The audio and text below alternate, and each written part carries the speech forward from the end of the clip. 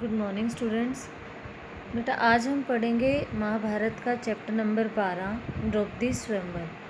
पिछले चैप्टर में हमने पढ़ा कि बकासुर नाम का राक्षस जो भीम के हाथों मारा गया था, उसके बाद पांडव एक चक्रा नगरी में ब्राह्मण के वेश में जीवन बिता रहे थे। उन्हीं दिनों पांचाल नरेश की कन्या द्रौपदी के स्वयंवर की तैयारियां होने लगी। एक चक्रा नगरी के ब्राह्मणों के झुंड पांचाल देश के लिए रवाना हुए। पांडव भी उनके साथ हो लिए। पांचों भाई माता कुंती के साथ किसी कुम्हार की झोपड़ी में आ टिके। पांचाल देश में भी पांडव ब्राह्मण वेशी धारण किए रहे, इस कारण कोई उनको पहचान न सका। स्वयंवर मंडप में एक वृहदाकार धनुष रखा हुआ था, जिसकी डोरी तारों की बनी हुई थी। ऊपर काफ़ी ऊंचाई पर एक सोने की मछली टंगी हुई थी। उसके नीचे एक चमकदार यंत्र बड़े वेग से घूम रहा था। राजा द्रुपद ने घोषणा की थी कि जो राजकुमार पानी में प्रतिबिंब यानी कि परछाई देखकर उस भारी धनुष से तीर चलाकर उस मछली को नीचे गिरा देगा, तो उसी को ही द्रौपदी वरमाला पहनाएगी। इस प्रकार स्वयंवर में द्रौपदी से शादी करने के उद्देश्य से दूर दूर से राजा लोग आए हुए थे, लेकिन वो एक एक करके मछली वाली जगह पर आए जहाँ पर लक्ष्य रखा हुआ था। तो उन्होंने वहाँ पर मछली को निशाना बनाया, लेकिन वो सभी असफल रहे। इसी बीच कर्ण आते हैं, जो कि अंग देश के राजा हैं। सबको यह था कि अंग देश के राजा कर्ण इस उद्देश्य को पूरा कर लेंगे, लेकिन वह भी असफल रहे। इसी बीच अर्जुन आगे आते हैं। अर्जुन ने धनुष हाथ में लिया और उस पर डोरी चढ़ा दी। उसने धनुष पर तीर चढ़ाया और आश्चर्यचकित लोगों को मुस्कुराते हुए देखा। लोग उसे देख रहे थे। उसने और देरी न करते हुए तुरंत एक के बाद एक 5 बाण उस घूमते हुए चक्र में मारे और हजारों लोगों के देखते देखते निशाना टूटकर नीचे गिर गया। यानी कि जो बाण था वो मछली की आंख में लगा और वो निशाना टूटकर नीचे गिर गया। सारी सभा में शोर मच गया और द्रौपदी की शोभा देखते ही बनती थी। वह आगे बढ़ी और बिना सकुचाते हुए उसने ब्राह्मण के वेश में अर्जुन को वरमाला पहना दी। माता को यह समाचार सुनाने के लिए युधिष्ठिर, नकुल और सहदेव तीनों भाई मंडप से उठकर चले गए, परंतु भीम नहीं गया। उसे डर था कि निराश राजकुमार कहीं अर्जुन को कुछ कर न बैठे। भीमसेन का अनुमान ठीक ही निकला। राजकुमारों में बड़ी हलचल मच गई। उन्होंने शोर मचाया। राजकुमारों का जोश बढ़ता गया। ऐसा प्रतीत हुआ कि भारी विप्लव मच जाएगा। यह हाल देखकर श्री कृष्ण, बलराम और कुछ राजा विप्लव मचाने वाले राजकुमारों को समझाने लगे। वे समझाते रहे और इस बीच भीम और अर्जुन द्रौपदी को साथ लेकर कुम्हार की कुटिया की ओर चल दिए। जब भीम और अर्जुन द्रौपदी को साथ लेकर सभा से जाने लगे, तो द्रुपद का पुत्र धृष्टद्युम्न चुपके से उनके पीछे हो लिया। कुम्हार की कुटिया में उसने जो देखा, उससे उसके आश्चर्य की सीमा न रही। वह तुरंत लौट आया और अपने पिता से बोला, पिताजी, मुझे तो ऐसा लगता है कि ये लोग कहीं पांडव ना हो। बहन द्रौपदी उस युवक की मृगछाला पकड़े जब जाने लगी, तो मैंने भी उनके पीछे हो लिया। वे एक कुम्हार की झोपड़ी में जा पहुँचे। वहाँ अग्निशिखा की भांति एक तेजस्वी देवी बैठी हुई थी। वहाँ जो बातें हुई, उनसे मुझे विश्वास हो गया कि वह देवी कुंती ही होनी चाहिए। तब राजा द्रुपद के बुलावा भेजने पर पांचों भाई माता कुंती और द्रौपदी को साथ लेकर राजभवन पहुँचे। युधिष्ठिर ने राजा को अपना असली परिचय दे दिया। यह जानकर कि यह पांडव हैं, राजा द्रुपद बहुत खुश हुए। उनकी इच्छा पूरी हुई।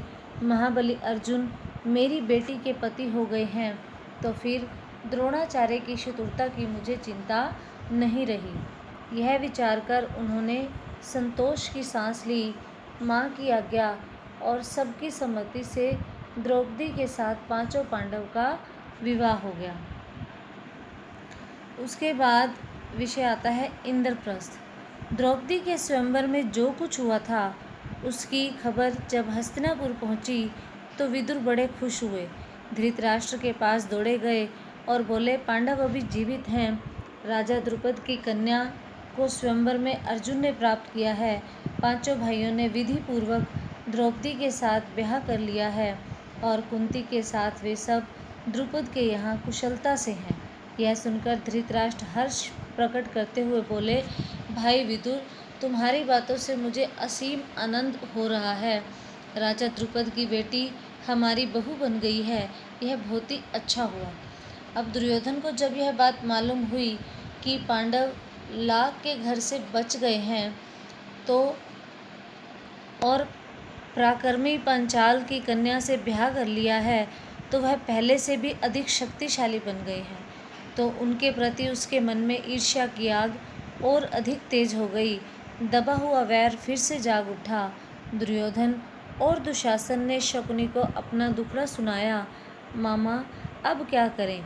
अब तो द्रुपद कुमार धृष्टद्युम्न और शिखंडी भी उनके साथी बन गए हैं।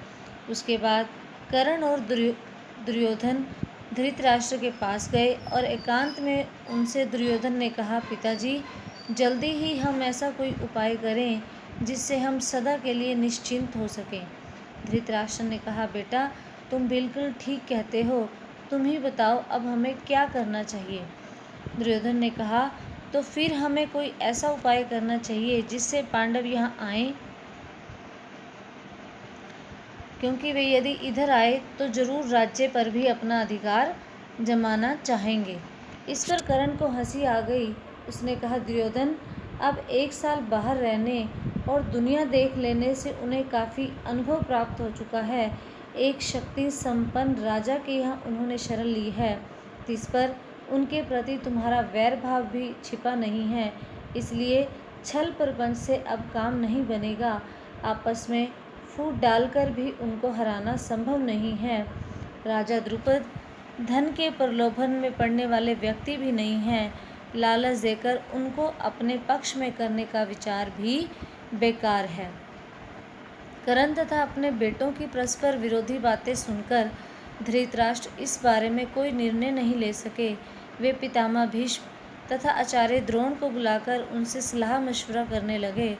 पांडु पुत्रों के जीवित रहने की खबर पाकर भीष्म पितामह के मन में भी आनंद की लहरें झूम उठी।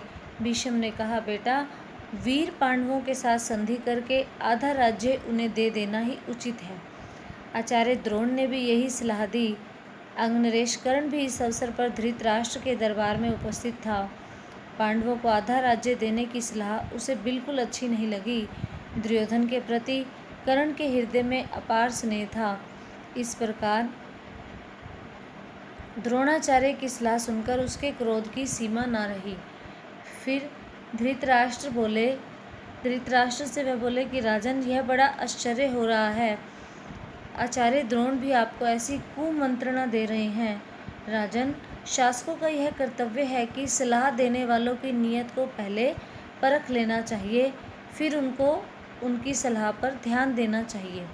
कर्ण की इन बातों से द्रोणाचार्य क्रोधित हो गए और बोले, दुष्ट कर्ण, तुम राजा को गलत रास्ता बता रहे हो। यह निश्चित है कि यदि राजा धृतराष्ट्र ने मेरी बात तथा पितामह की सलाह नहीं मानी तो तुम जैसों की सलाह पर चले तो फिर कौरवों का नाश निश्चित है। इसके बाद धृतराष्ट्र ने धर्मात्मा विदुर से सलाह ली। विदुर ने भी यही कहा, हमारे कुल के नायक भीष्म और आचार्य द्रोण ने जो बताया है वही श्रेयस्कर है। कर्ण की सलाह किसी काम की नहीं है। अंत में सोच विचार धृतराष्ट्र ने पांडु के पुत्रों को आधा राज्य देकर संधि कर लेने का निश्चय किया और पांडवों को द्रौपदी तथा कुंती सहित सादर लिवा लाने के लिए विदुर को पांचाल देश भेज दिया।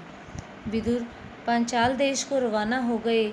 पांचाल देश में पहुंचकर विदुर ने राजा द्रुपद को अमूल्य उपहार भेंट करके उनका सम्मान किया और राजा धृतराष्ट्र की तरफ से अनुरोध किया कि पांडवों को द्रौपदी सहित हस्तिनापुर जाने की अनुमति दें।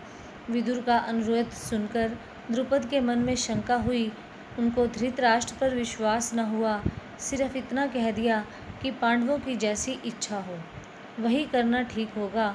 तब विदुर ने माता कुंती के पास जाकर अपने आने का कारण उन्हें बताया। कुंती के मन में भी शंका हुई कि कहीं पुत्रों पर फिर से कोई आफत न आ जाए।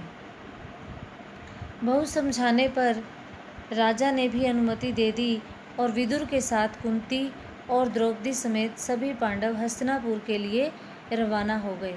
हस्तिनापुर में पांडवों के स्वागत की बड़ी धूमधाम से तैयारियां होने लगी, जैसा कि पहले निश्चय हो चुका था। युधिष्ठिर का यथाविधि राज्याभिषेक हुआ। आधा राज्य पांडवों के अधीन किया गया। राज्याभिषेक के उपरांत युधिष्ठिर को आशीर्वाद देते हुए धृतराष्ट्र ने कहा, बेटा युधिष्ठिर, मेरे पुत्र जो हैं वो दुरात्मा हैं। एक साथ रहने से संभव है कि तुम लोगों के बीच वैर बढ़े। इस कारण मेरी सलाह है कि तुम खांडवप्रस्थ को अपनी राजधानी बना लेना और वहीं से राज करना। खांडवप्रस्थ वह नगरी है जो पुरु, नहुष और ययाति जैसे हमारे प्रतापी पूर्वजों की राजधानी रही है। हमारे वंश की पुरानी राजधानी खांडवप्रस्थ को फिर से बसाने का यश और श्रेय तुम्ही को प्राप्त हो। धृतराष्ट्र के मीठे वचन मानकर पांडवों ने खांडवप्रस्थ के भग्नावशेषों पर, जो कि उस समय तक निर्जन वन बन चुका था, निपुण शिल्पकारों से एक नए नगर का निर्माण कराया।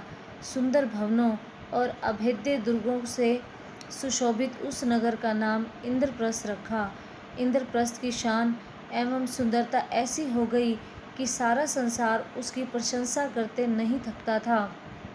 अपनी राजधानी में द्रौपदी और माता कुंती के साथ पांचों पांडव 23 बरस तक सुखपूर्वक जीवन बिताते हुए न्यायपूर्वक राज्य करते रहे।